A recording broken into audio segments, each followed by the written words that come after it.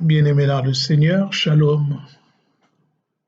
Nous voici de nouveau en ce jour du vendredi 20 mars 2020 pour méditer sur la parole de Dieu à la lumière des événements que nous sommes en train de vivre, à la lumière de la situation apocalyptique qui nous laisse très perplexes, angoissés, voire stressés. La parole de Dieu a toujours quelque chose à nous dire pour être réconfortés et pour mener à bien notre existence sous son regard. Aujourd'hui, nous allons nous entretenir sur ce thème conformément à ce qui est dit dans la péricope de Marc 12, 28 à 34. Tu aimeras le Seigneur ton Dieu de tout ton cœur, de toute ton âme, de toute ta force. Aimer de tout son cœur. Telle est la thématique que nous voulons exploiter pour méditer. Bien-aimés dans le Seigneur, cette péricope de Marc que nous venons d'entendre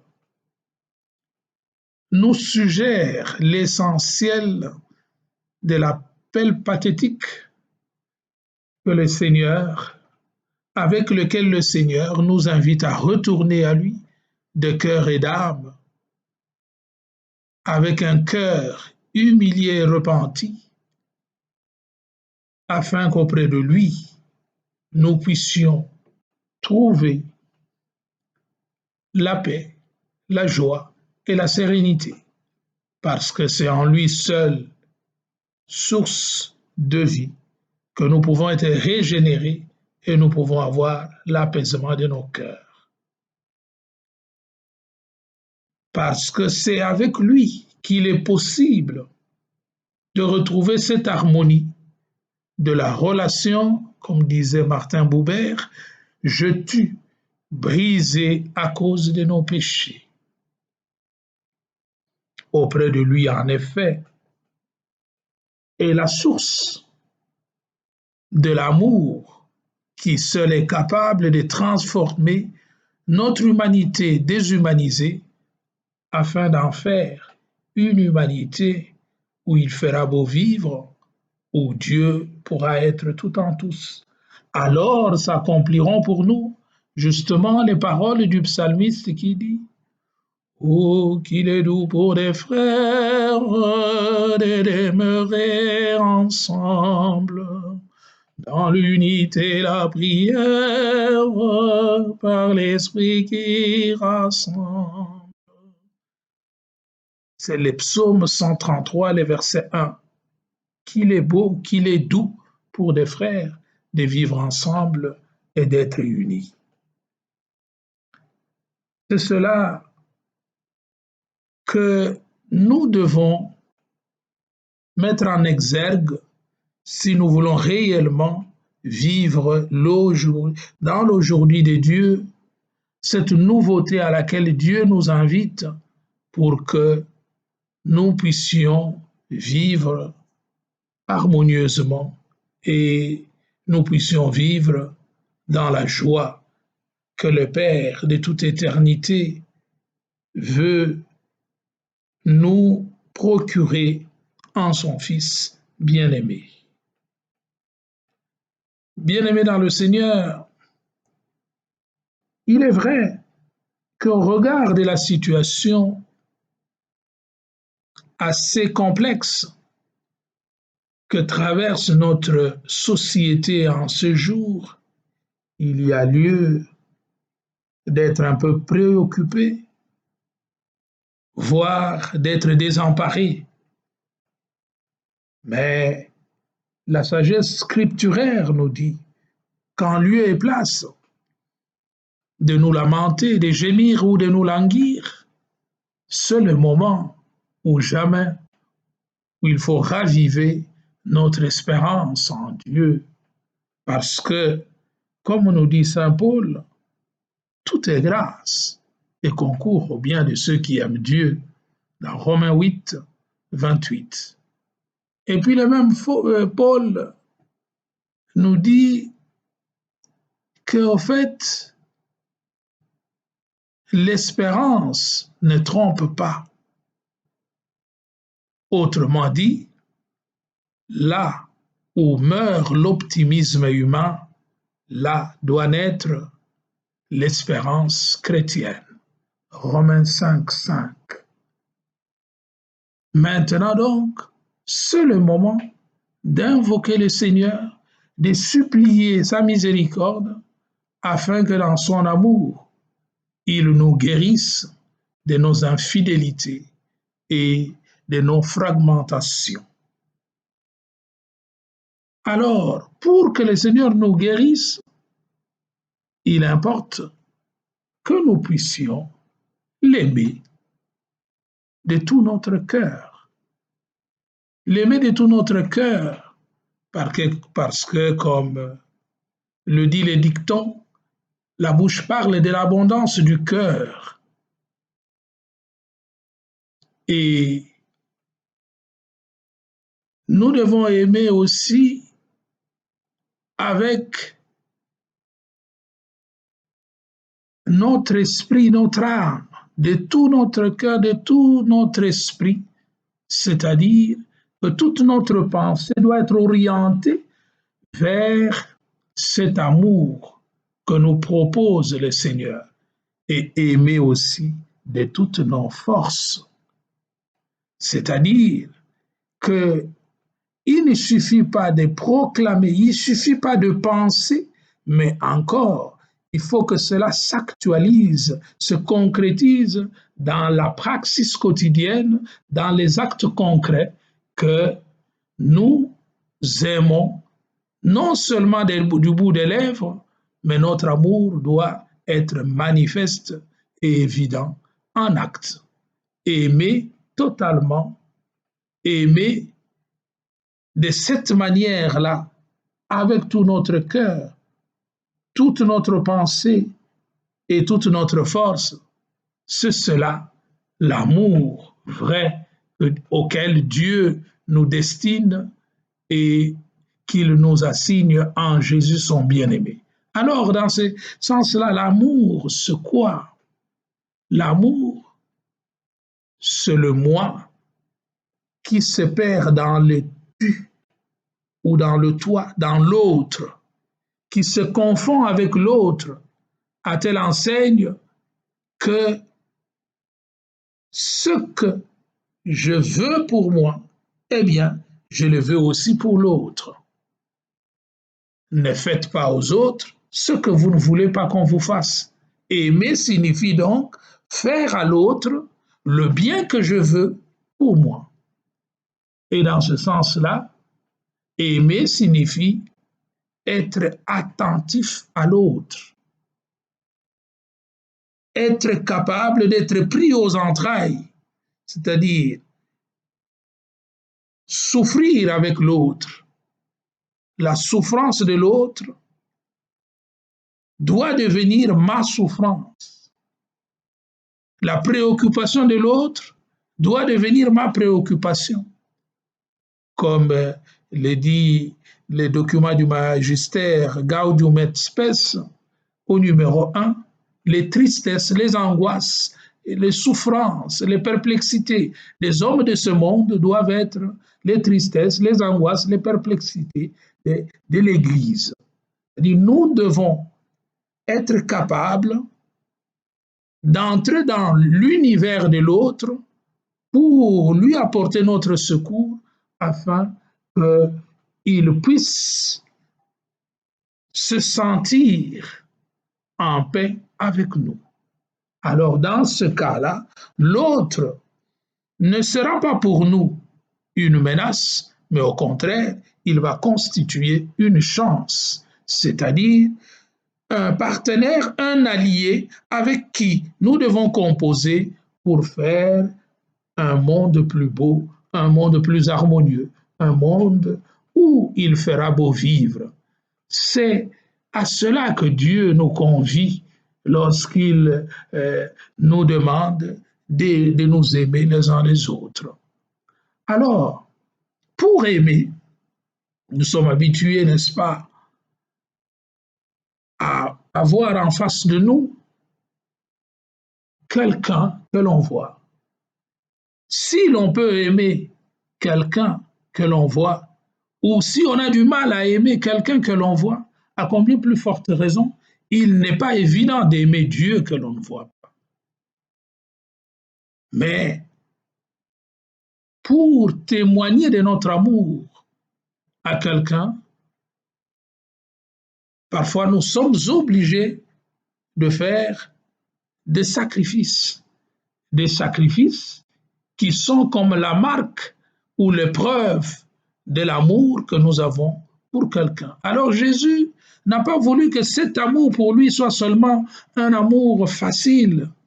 Voilà pourquoi il s'est rendu invisible à nos yeux, ou il s'est caché, si vous voulez, au travers du pain que nous appelons l'Eucharistie et au travers de sa parole pour nous prouver, pour essayer de voir si nous sommes capables d'aller au-delà et de pouvoir lui témoigner cet amour.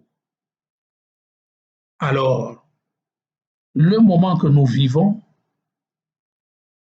les difficultés auxquelles nous sommes en but, loin de pouvoir nous éloigner du Seigneur, au contraire, sont une école pour nous, une école qui nous fait découvrir une nouvelle route, un nouveau langage que nous devons emprunter qui s'appelle la solidarité.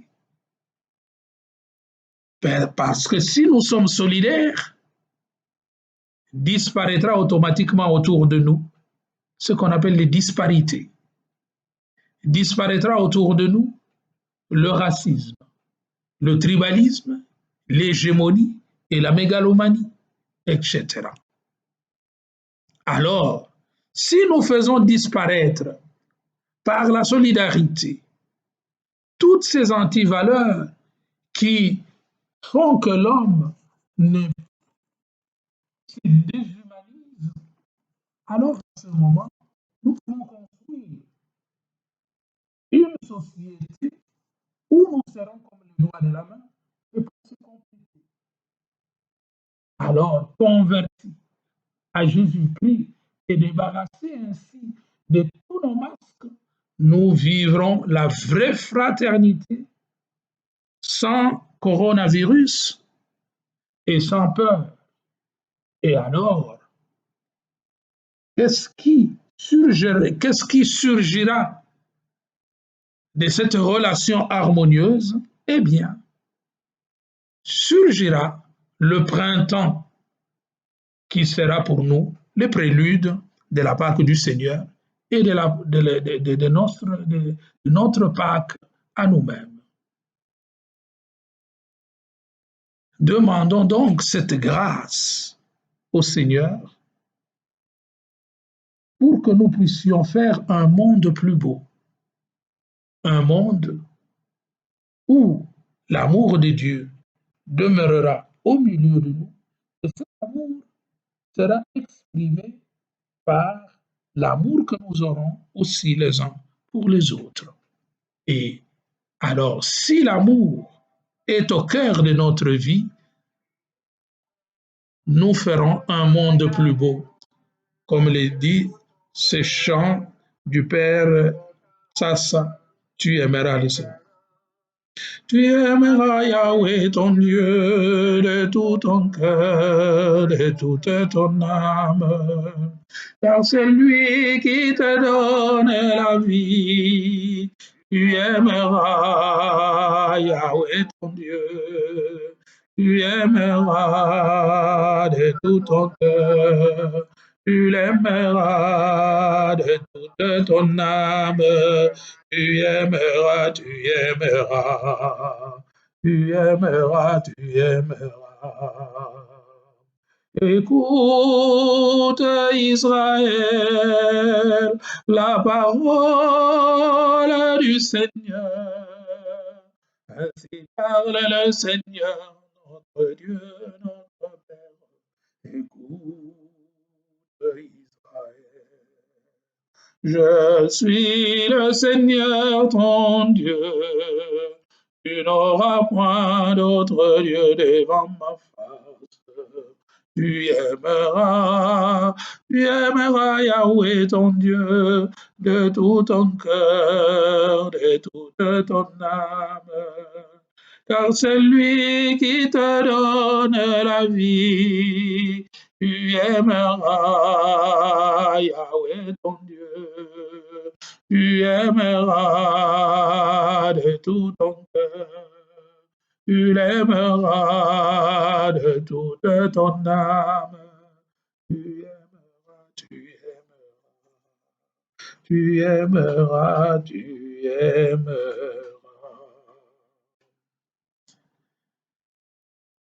Voilà, aimer, aimer et aimer toujours le Seigneur de tout notre cœur et aimer notre prochain comme nous-mêmes.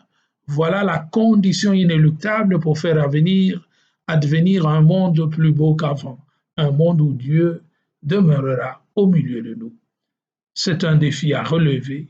Demandons la grâce du Seigneur et seule cette grâce peut nous aider à transformer donc notre Babel en Babylone, notre Babylone en Jérusalem et notre Babylone en Jérusalem et notre Babel en Bethel. Alors Dieu sera tout en tous. Amen. Alors prions, demandons au Seigneur de nous aider à vaincre cette stupidité avec lui afin qu'il soit possible de construire un monde plus beau. Nous allons invoquer donc, je vous convie à cette prière de la consolation divine. Nous allons invoquer la miséricorde du Seigneur au travers de la Vierge Marie, le chapelet de la divine consolation ou le chapelet du regard du Seigneur. Nous allons invoquer le regard du Seigneur sur nous afin qu'il nous prenne en pitié. Et vous allez dire après moi, réciter après moi. Ô toi Notre-Dame, jette ton regard de miséricorde sur nous, qui recourons à toi. Ô toi Notre-Dame, ou bien ô toi la Madone, jette ton regard de miséricorde sur nous, qui recourons à toi. Je vous propose cette prière, chaque jour faire cette invocation. Ô toi Notre-Dame, ô toi la Madone, jette ton regard de miséricorde sur nous, qui recourons à toi. Pour invoquer, pour inviter la Madone à se tourner vers nous, pour prendre en compte notre situation de détresse et l'offrir auprès de son Fils. Après avoir fait cette invocation, cette fois donc cette invocation, nous ajouterons l'invocation aussi du nom de Jésus. Seigneur Jésus, jette ton regard de miséricorde sur nous, qui recourons à toi. Cette invocation à la Madone est une invocation au Seigneur Jésus pour demander la libération et la guérison de cette pandémie qui nous obnubile et nous comprime de part en part. Alors, le Dieu, faisons comme une chaîne de prières dans nos maisons, dans nos quartiers, puisque nous sommes maintenant en quarantaine. Alors, profitons-en pour offrir au Seigneur le plus possible de nos intentions, de nos requêtes, et nous retrouver ainsi dans cette attitude de supplication afin que sa gloire se manifeste au milieu de nous. Le Seigneur soit avec vous et avec votre esprit. Que le Dieu de toute bonté vous comble de sa paix et de sa joie, qu'il vous bénisse et vous protège, le Père, le Fils et le Saint-Esprit. Amen.